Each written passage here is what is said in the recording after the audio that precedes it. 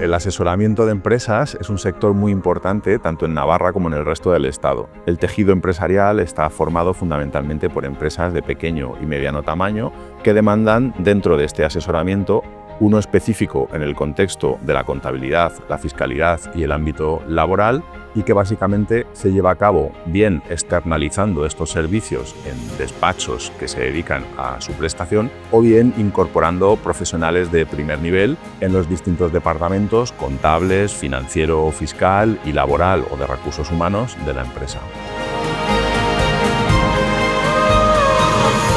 En este contexto, el máster universitario en asesoramiento fiscal, laboral y contable proporciona una sólida formación a los profesionales en este ámbito del asesoramiento de empresas que les permiten resolver los problemas que día a día se plantean.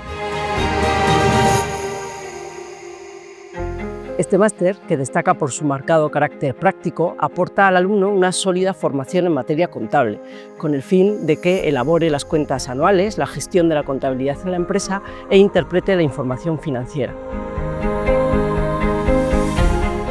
Asimismo, a través de casos prácticos reales, se analizará en profundidad la normativa en materia de imposición y los problemas que su aplicación práctica plantea, así como la regulación laboral, con el fin de que el estudiante sea capaz de asesorar tanto a empresarios como trabajadores en cuestiones de contratación laboral, confección de nóminas y prestaciones de seguridad social y, en general, la gestión jurídica de los recursos humanos en la empresa.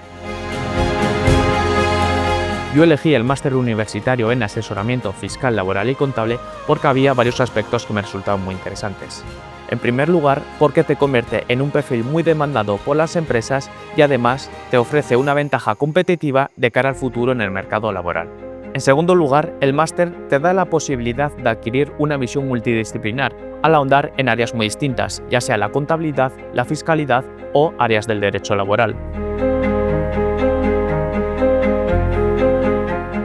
Además, el máster te da la oportunidad de empezar a tener tu experiencia real en el sector, acercarte al mundo laboral y comenzar a tejer tu propia red de contactos. Mi experiencia para mí es que ha sido un camino muy exigente, pero los resultados obtenidos y el aprendizaje logrado hacen que todo el esfuerzo haya valido la pena.